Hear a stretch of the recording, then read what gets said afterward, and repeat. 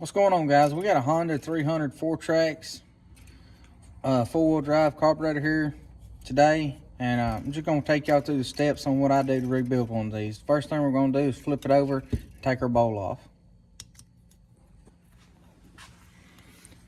Someone has done replaced the screws with these Allen heads.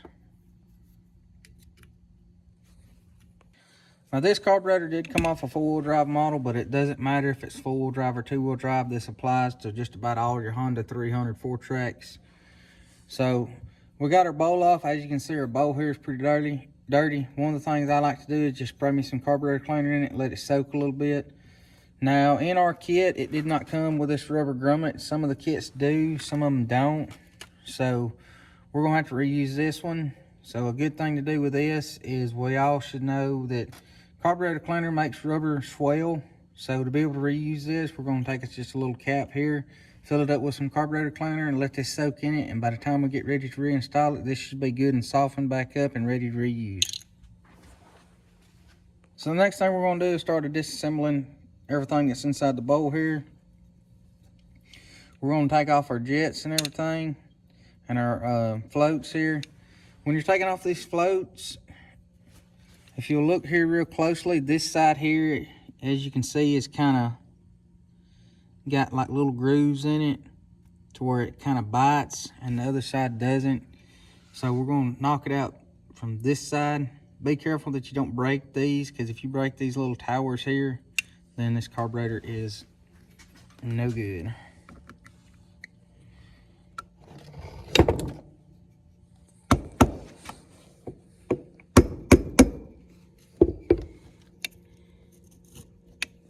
Now y'all can see that a little bit better there, how it's got the like little splines on it.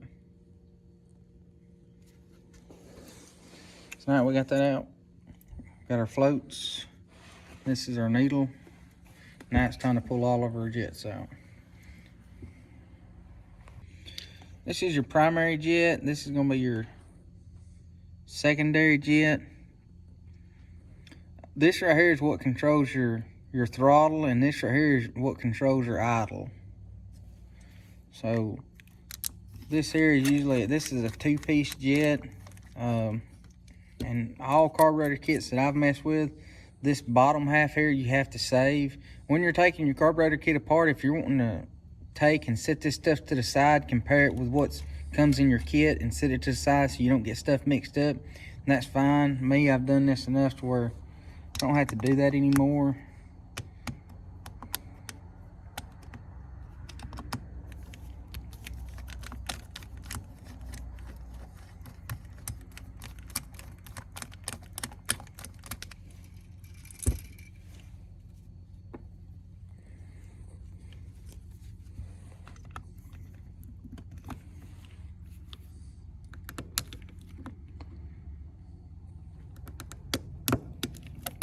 Almost didn't get that one out.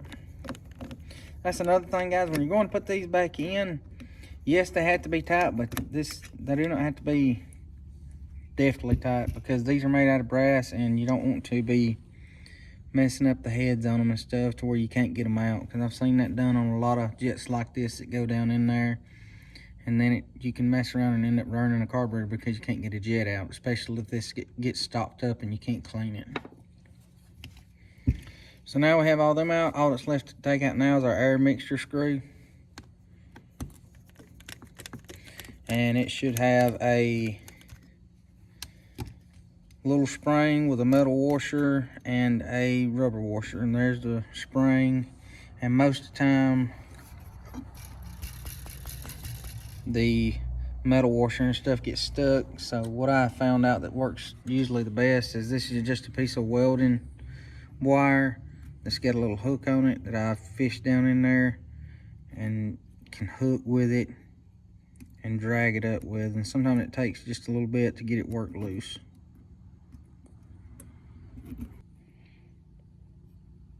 Now, as you can see, just like that, sometimes you might have to stick something down in there to push them around a little bit if they've been sitting for a while and getting hard.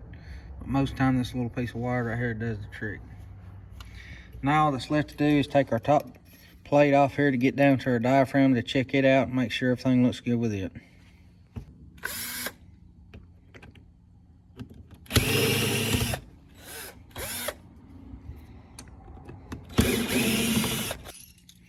We're gonna remove our top plate here. We're gonna put a spring in here. The spring, when you go to put it back together, has to fit on that little tip. And really with these,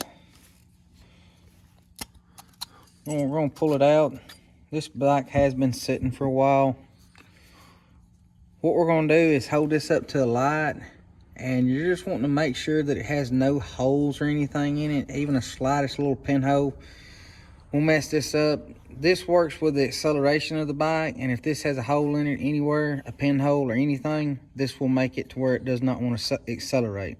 When you're going to clean this off like this right here, you can spray it with carburetor cleaner and wipe it off. Be careful not to bend this. If you do bend it, your kit does come with another one. I don't ever change these unless this one is damaged. But you do not want to spray this right here with, this is rubber, you don't want to spray it with carburetor cleaner. So right now we're just going to set this to the side. And this is the point where I usually take and clean the outside and everything of my carburetor. And then once I get it done, I'm going to take carburetor cleaner and spray through each spot that I took a jet out of, as well as where the gas runs in and out through the seat and everything, as well as over here where the choke and everything's at, and then these ports as well. So I'm gonna go through this and clean it. I'll also have these tools and stuff I'm using down in the description. And these little wire brushes are here work really well. You just have to be careful with them because these little ends will slank apart if they're underneath a lot of RPMs. But they work good with these carburetors. I've got some that also will fit down inside to where I can clean the chokes out real good. We're gonna go through all this, and then once we get done, I'm gonna really clean out all these ports and everywhere that the jets and everything went in, to make sure I get everything that has been washed off from the outside, inside out, to make sure this carburetor is really cleaned really well. And it's always a good idea to make sure you wear the proper eye protection with this, because these little dudes right here kind of get everywhere.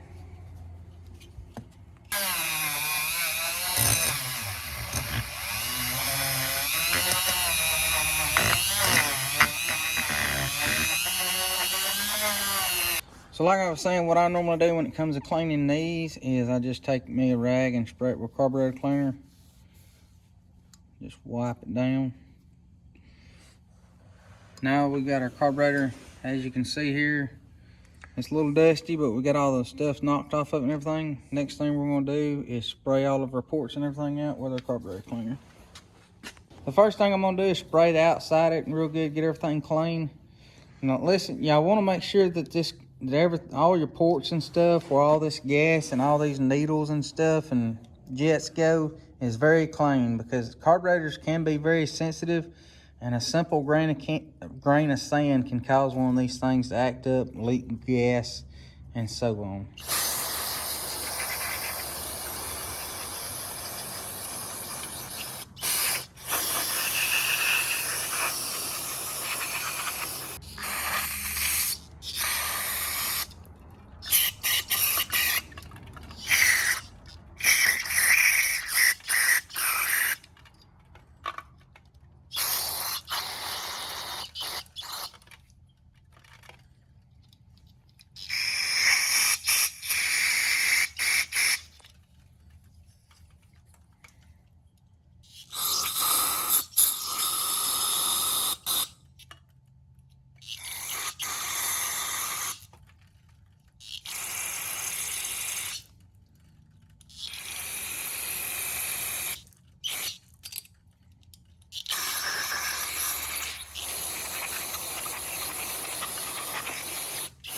So we got it all cleaned up, guys.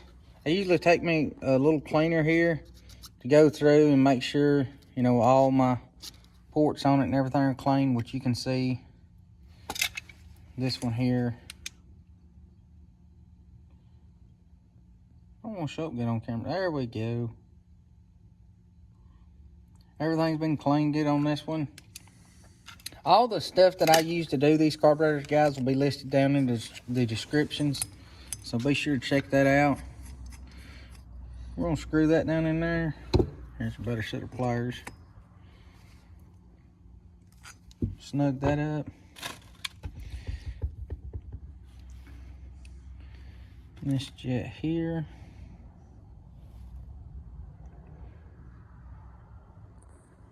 And most of the time, if, like this jet here is a 125 is what it's marked as. And of course this one right here is marked to 125 on top of it. I don't know if y'all be able to see that in this.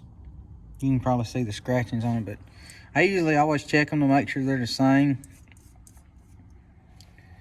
Got that there. Tighten this down. Now we're going to install our secondary, which was this one. It's a 40. This one's a 40. And this one is clear. It's always a good idea to check them to make sure that they're clear.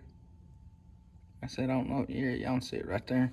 Because you, every now and again, you run across one that's got just a little something in it that's come through on the factory. Just run it down in there. Now we got this little side jet.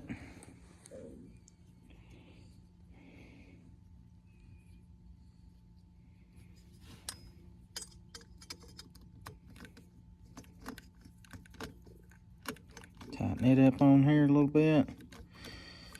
And then the next step we're going to do is this little piece here we talked about earlier, putting it in our carburetor cleaner. Got some life back into it. Oh yeah. Push it back down in there. Right there's as good as new. Now all that's left to do on this side is we're going to get ready to install our floats and our new needle. But first we're going to spray off our floats. Be careful with these, you do not want to break them. We got our new needle. Our new needle just sits down in there, and our float works by pressing on top of our needle. So we'll slide our pin back in to our floats.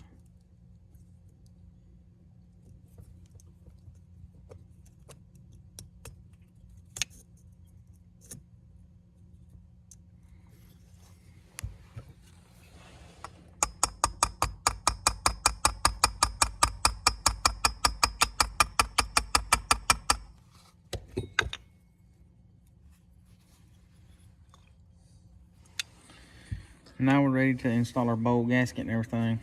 You can check these carburetors by you can blow lightly right here if you want to put a piece of hose on it and blow with your mouth with the floats down like this.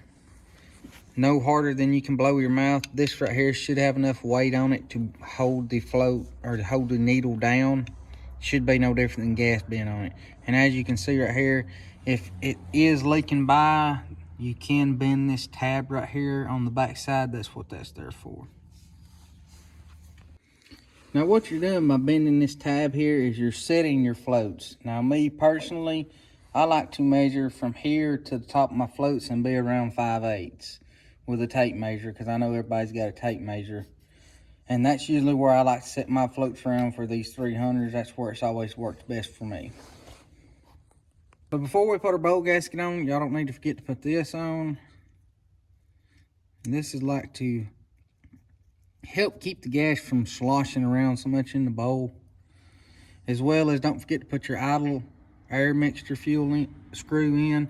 And it's going to go on with the spring. You've got your metal washer. And then you've got your rubber O-ring that goes on. And then all this will tighten down. Now what I do for mine on all of my carburetors is I tighten these down. Some people put another O-ring there. I don't. That's just my personal opinion. I run these all the way down and I back them off 2.5 turns. That's always worked very well for me. So we're all the way down now. So now we're at 1, 2.5. Now we've got our bowl. We've got our new gasket. Get it all flipped around here. These gaskets usually fit pretty good. If they don't, you can always very lightly take you some silicone and put down in there to help hold it. maybe we won't have to with this one.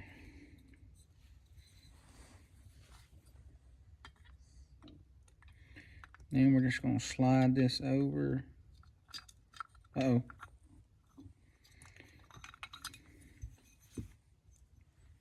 All right, we got back a hold of it now, and everything's back on. Wasn't too bad. Now we're gonna put our screws back in it.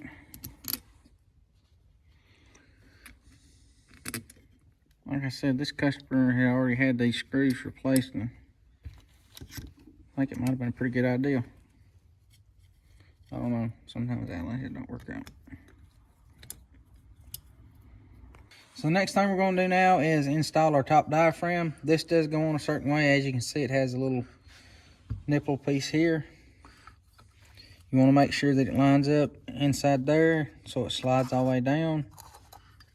That piece lines up right there with that mark.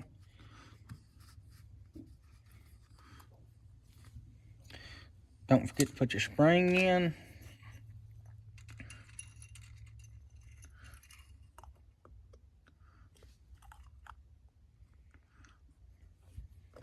And we're going to put our top cap on. There we go.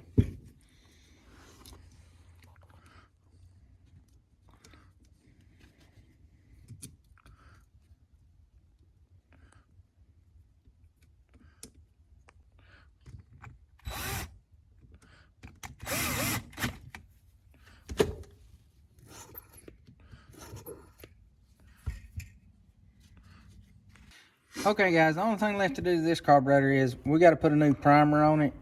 I did not have one here today in stock. I've got them, they're on their way. But it's going to look like this. As you can see, this one is bad too. Most of the time, these are not bad. It just depends on how they've been maintenance and stuff. But literally all you got to do is pull out 2 Phillips head screws, pull this off. There's a little spring in there behind it, and put the spring back on it, put the new one on it. And that's it. But if y'all find this video helpful, don't forget to like it.